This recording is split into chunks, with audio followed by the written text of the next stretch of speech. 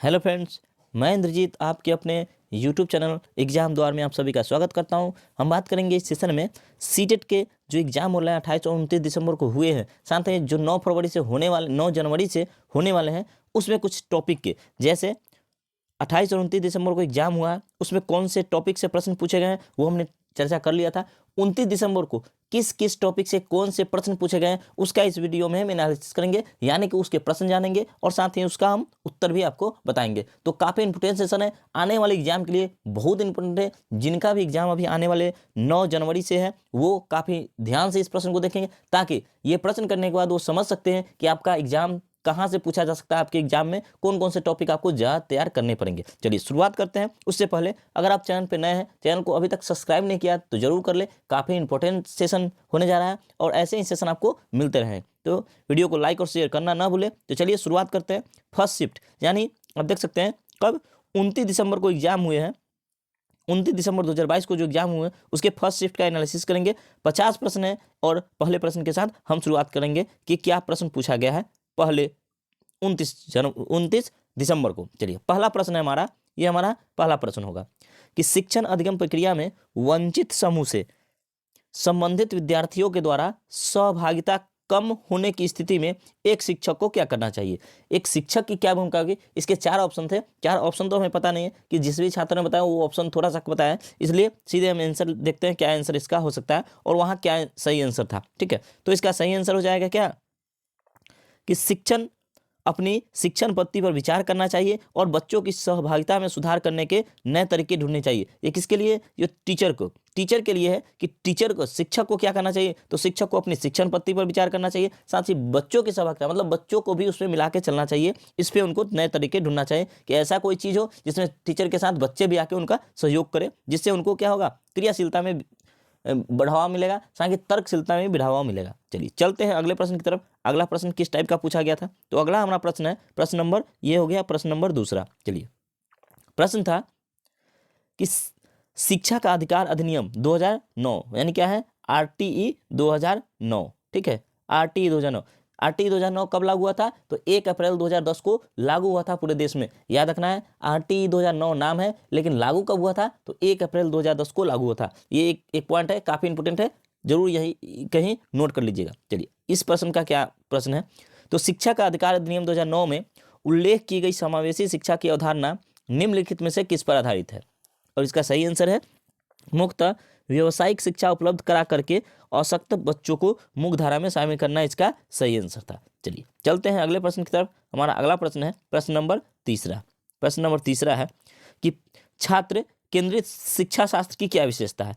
तो बच्चों के अनुभवों को प्रमुखता देना ये छात्र केंद्रित शिक्षा की व्यवस्था है।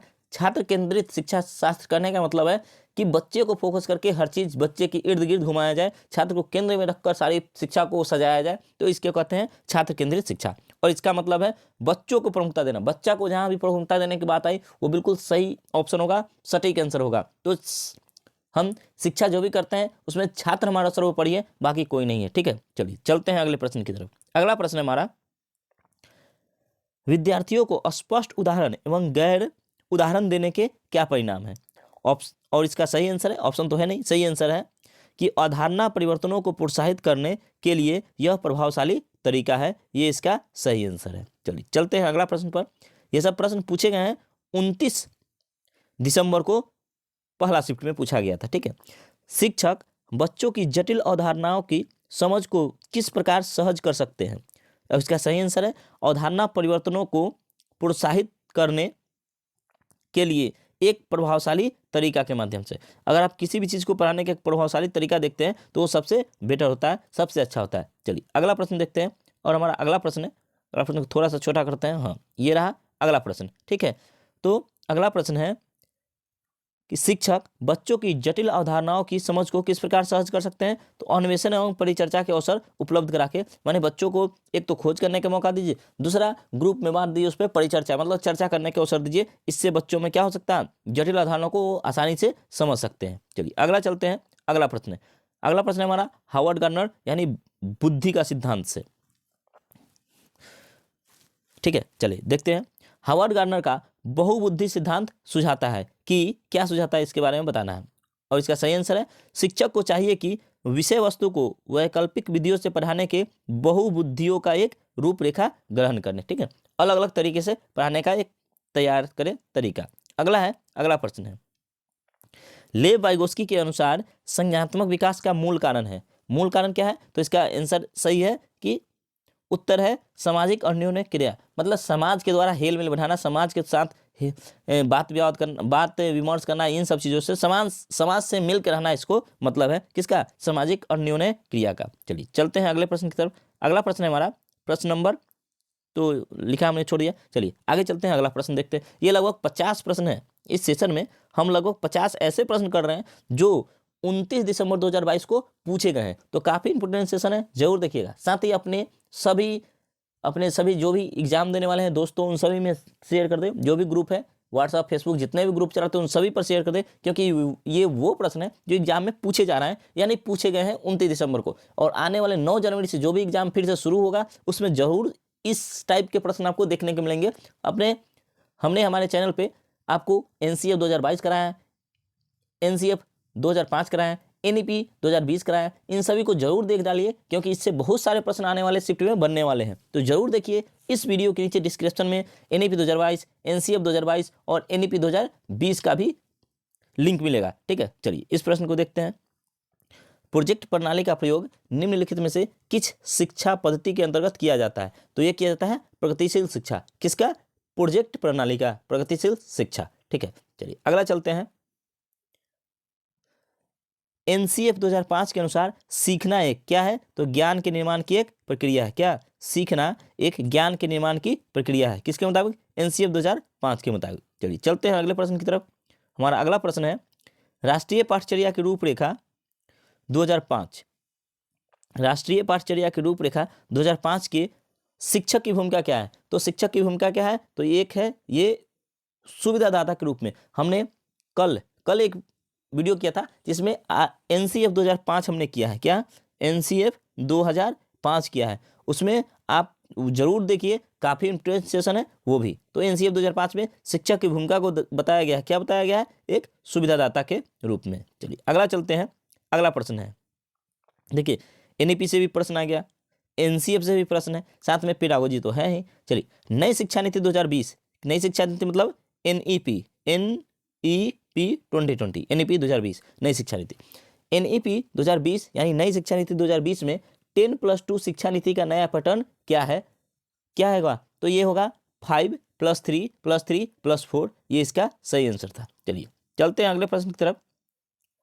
हमारा अगला प्रश्न है, नई शिक्षा नीति का लक्ष्य 8 से 13 वर्ष की आयु तक के प्रत्येक बच्चे को गुणवत्तापूर्ण शिक्षा प्रदान करना है। तो ये कब तक रखा गया है? मतलब ये लक्ष्य को कब तक रखा गया है कि जो भी 8 से 13 वर्ष तक के बच्चे होंगे उनको सभी को गुणवत्तापूर्वक शिक्षा प्रदान किया जाए। तो ये कब रखा गया है? तो ये वर्ष 2030 तक रखा गया है लक्ष्य, ठीक है। चलिए चलते हैं अगले प्रश्न तक।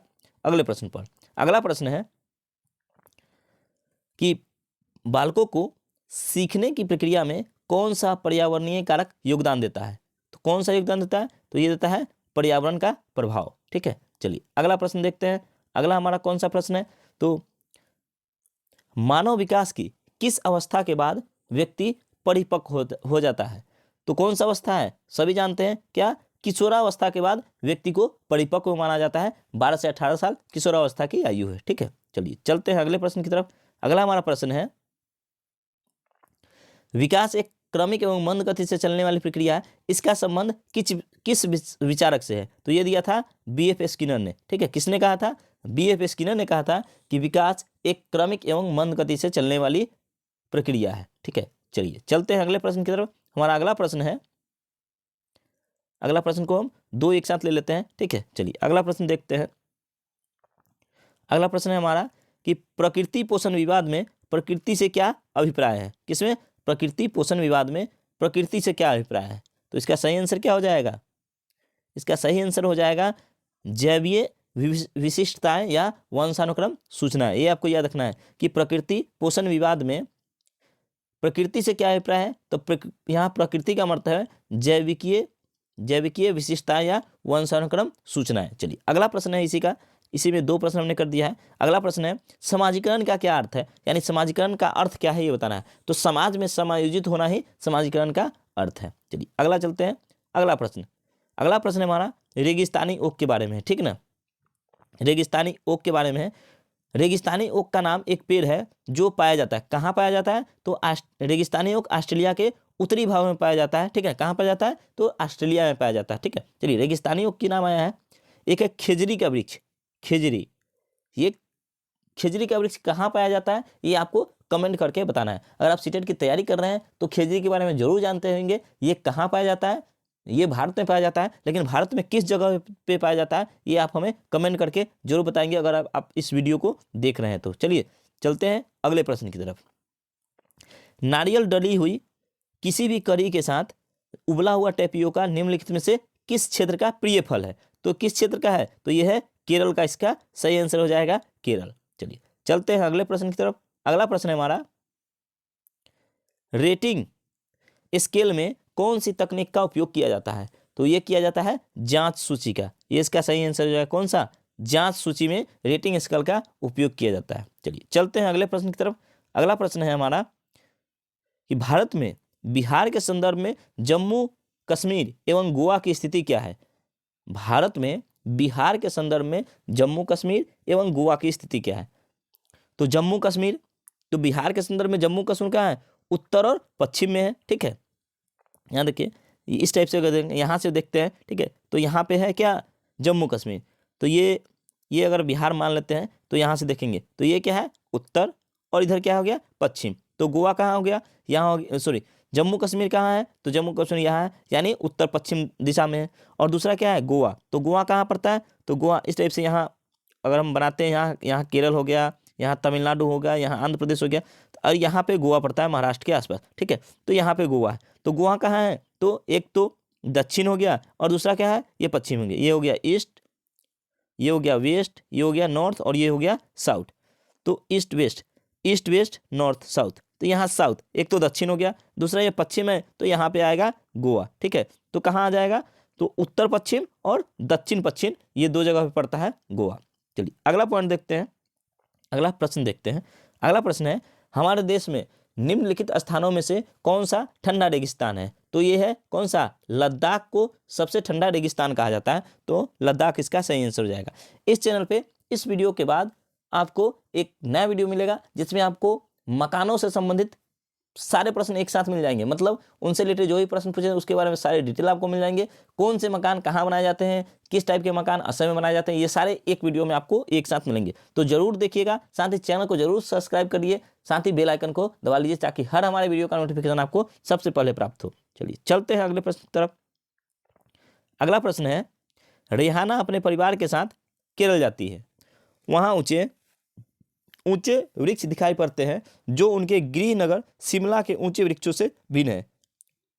उसने केरल में ये कौन से वृक्ष देखे होंगे, तो इसका सही आंसर हो जाएगा नारियल। केरल में सबसे ज्यादा नारियल होता है, तो वहां ऊंचे वृक्ष होते हैं किसके, नारियल के। चलिए चलते हैं अगले प्रश्न की तरफ। हमारा अगला प्रश्न है एस्किमो अपने घर इग्लू का निर्माण बर्फ से करते हैं। एस्किमो लोग अपने घर का निर्माण इग्लू का निर्माण बर्फ से करते हैं, इसका क्या कारण है।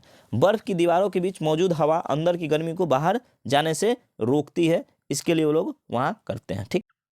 अगला प्रश्न है हमारा केरल के निकटवर्ती राज्य कौन कौन से हैं, ठीक है। तो केरल के निकटवर्ती राज्य कौन कौन से हैं, इस तरह अगर हम मैप बनाते हैं भारत का, तो यहाँ पे अगर केरल है, ठीक है, यहाँ पे केरल है, ठीक है, तो इसके निकटवर्ती राज्य पूछ रहा है, तो यहाँ पे क्या हो जाएगा, यहाँ पे तमिलनाडु, और यहाँ पे क्या आ जाएगा, कर्नाटक। यहाँ पे कर्नाटक और यहाँ पे तमिलनाडु। तो केरल के निकटवर्ती राज्य कौन हो गए, यहाँ केरल है, यहाँ पे तमिलनाडु और यहाँ पे कर्नाटक। तो कर्नाटक और तमिलनाडु, तो कर्नाटक तो ठीक है, यहाँ गलत ऑप्शन लिखा है, यहाँ क्या होगा, तमिलनाडु, ठीक है, तमिलनाडु। ये 2 राज्य है किसके, केरल के निकटवर्ती राज्य। चलिए चलते हैं अगले प्रश्न की तरफ। अगला प्रश्न है हमारा कि इस पौधे में पत्तियां हैं जिन्हें सब्जी के प्रयोग में लाया जाता है, इनके बीजों से तेल प्राप्त किया जाता है, यह कौन सा पौधा है इसके बारे में बताना है। तो क्या हो जाएगा इसका आंसर, सरसों इसका सही आंसर हो जाएगा। चलिए चलते हैं अगले प्रश्न की तरफ। अगला प्रश्न है निम्नलिखित में से कौन सा पक्षी अपनी गर्दन को काफी पीछे तक घुमा सकता है? तो ये है उल्लू। ठीक है, उल्लू अपनी गर्दन को काफी पीछे तक घुमा सकता है। और कौन सा पक्षी है जो अपने गर्दन को झटके से पीछे घुमाती है? तो इसका आपको सही आंसर हमें कमेंट करके बताना है। इससे पहले भी हमने एक क्वेश्चन पूछा था, हाँ, खिजड़ी का पेड़ कहाँ पाया जाता है, भारत में कहाँ पाया जाता है, ये कमेंट करना है। साथ ही कौन सा पक्षी अपनी गर्दन झटके से पीछे आगे पीछे करती है, इसका आंसर आपको हमें कमेंट करके बताना है। चलिए आगे चलते हैं अगला प्रश्न की तरफ। अगर कोई भी प्रश्न का आंसर आप लिख देते हैं तो आपको वो हमेशा याद हो जाता है। तो लिखिएगा जरूर, जो भी प्रश्न मैं बोल रहा हूँ उसे लिखिएगा जरूर कि हाँ कौन सा उसका आंसर होगा। चलिए अगला देखते हैं, प्राथमिक स्तर पर पर्यावरण अध्ययन का थीम कौन सा है? तो प्राथमिक स्तर पर पर्यावरण अध्ययन का थीम क्या है? तो जल उसका थीम है। ठीक है, चलिए चलते हैं अगला कुछ नोट्स है, नोट देख लेते हैं। देखिए नोट, पर्यावरण अध्ययन का थीम क्या है? तो इसका पहला थीम है परिवार और मित्र, जिसका 4 उपथीम है। ठीक ना, पर्यावरण और मित्र, पर्यावरण अध्ययन का थीम है, 6 थीम है और 4 उपथीम है। 6 थीम कौन कौन सा है? थीम 1 में है, पहला थीम है परिवार और मित्र, जिसके इसी परिवार और मित्र के 4 उपथीम है। कौन कौन सा? आपसी संबंध, काम और खेल, जानवर और पौधे, ये 4 इसके उपथीम है। बाकी फिर थीम है। ठीक है, एक बार देख लेते हैं, थीम पहले देख लेते हैं। तो परिवार और मित्र थीम है, उसके बाद दूसरा है भोजन, तीसरा है पानी, चौथा है आवास, पांचवा है यात्रा और छठा है हम चीजें कैसे बनाते और करते हैं। तो ये 6 थीम है। कौन कौन सा? परिवार और मित्र, मेरे साथ आप भी बोलिए और हमें आप लिख भी सकते हैं, नीचे कमेंट बॉक्स में लिख सकते हैं। परिवार और मित्र, भोजन, पानी, आवास, यात्रा और चीजें हम जो बनाते हैं और करते हैं, ये 6 थीम है। अब परिवार और मित्र है, इसके 4 उपथीम है जो काफी इंपॉर्टेंट है। तो ये कौन कौन से हैं 4 उपथीम? तो आपसी संबंध, काम और खेल, जानवर और पौधे, ये 4 उपथीम है। चलिए अब देख लेते हैं। इस बार हर बार पर्यावरण पर कुछ 5 जून को विश्व पर्यावरण दिवस मनाया जाता है। तो हर बार कुछ ना कुछ पर्यावरण दिवस का थीम रखा जाता है। तो इस बार क्या थीम रखा गया है? तो विश्व पर्यावरण दिवस को हर साल नए थीम के साथ मनाया जाता है। इस बार विश्व पर्यावरण दिवस यानी 5 जून 2022 की थीम है ओनली वन अर्थ, मतलब केवल एक पृथ्वी। ये याद रखना है, ओनली वन अर्थ। ये सभी एग्जाम के लिए सीटेट में भी पूछे जा सकते हैं, साथ ही और भी जो भी एग्जाम होते हैं उन सभी में पूछे जाते हैं कंपटीशन के। ठीक है, तो ओनली वन अर्थ मतलब केवल एक पृथ्वी, इस बार का थीम रखा गया है। चलिए अब चलते हैं अगले प्रश्न जो सीटेट में पूछे गए हैं प्रश्न। ठीक है, निम्नलिखित में से किस जंतु में देखने और सुनने की तीव्र क्षमता होती है? तो ये होती है किस में? बाघ में देखने और सुनने की तीव्र क्षमता होती है। चलते अगले प्रश्न पर। अगला प्रश्न है, भाषा के अर्जन एवं विकास के लिए सर्वाधिक संवेदनशील अवधि कौन सी होती है? तो यह है प्रारंभिक बाल्यावस्था। बच्चे के भाषा सीखने और उसके अर्जन के लिए प्रारंभिक बाल्यावस्था सबसे महत्वपूर्ण काल है। अगला प्रश्न देखते हैं। अगला प्रश्न हमारा कौन सा है? तो अगला प्रश्न है, निम्नलिखित में से कौन सी लॉरेंस कोहलबर्ग के द्वारा प्रस्तावित नैतिक विकास की एक अवधारणा है? तो इसका सही आंसर था सामाजिक अनुबंधन अभिविन्यास। ये लॉरेंस कोहलबर्ग का नैतिक विकास का सिद्धांत का एक पहलू है। ठीक है, चलिए अगला प्रश्न देखते हैं। बच्चों को संकेत देना या आवश्यकता पड़ने पर सहयोग देना प्रदर्शित करता है, निम्नलिखित में से किसका उदाहरण है? तो ये पार या ढांचा, जिसको कहते हैं स्कैफोल्डिंग, उसका उदाहरण है SCAFFOLDING। स्कैफोल्डिंग यानी पार या ढांचा कहलाता है बच्चे को नजदीकी सहारा देना या सहयोग देना। चलिए चलते हैं अगले प्रश्न की तरफ। हमारा अगला प्रश्न है, बच्चों के संज्ञानात्मक विकास के संदर्भ में निम्नलिखित में से कौन सी पियाजे की संरचना है? तो पियाजे ने स्कीमा दिया था। ठीक है, चलिए चलते हैं अगले प्रश्न की तरफ। अगला प्रश्न है, आकलन पर प्राथमिक उद्देश्य क्या होना चाहिए? तो संबंधित अवधारणाओं के बारे में बच्चों की स्पष्टता तथा भ्रांतियां को समझना आकलन का प्रारंभिक उद्देश्य होना चाहिए। किसके बारे में? बच्चों के बारे में। उससे संबंधित अवधारणा के बारे में बच्चों की स्पष्ट और भ्रांतियां, माने उसकी स्पष्टता क्या है, साथ में उनमें क्या कुछ त्रुटियां हो सकती है या क्या कुछ उनके बारे में उनकी अवधारणा बनी हुई है, इसके बारे में आपको समझना जरूरी है। चलिए अगला प्रश्न देखते हैं। सुप्रीम कोर्ट ने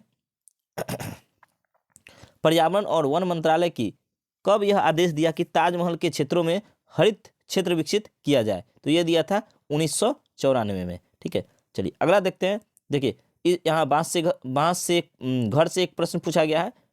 तो बांस के घर जो असम में बहुतायत से बनाए जाते हैं, जो 10 से 15 फुट की ऊंचाई के मजबूत खंभों पर बनाया जाता है, ऐसा करने के पीछे क्या कारण है? तो ऐसा पीछे है कि बाढ़ आने पर वो घर को कोई नुकसान ना पहुंचे, इसके लिए ऐसा किया जाता है। ठीक है, चलिए चलते हैं अगले प्रश्न पर।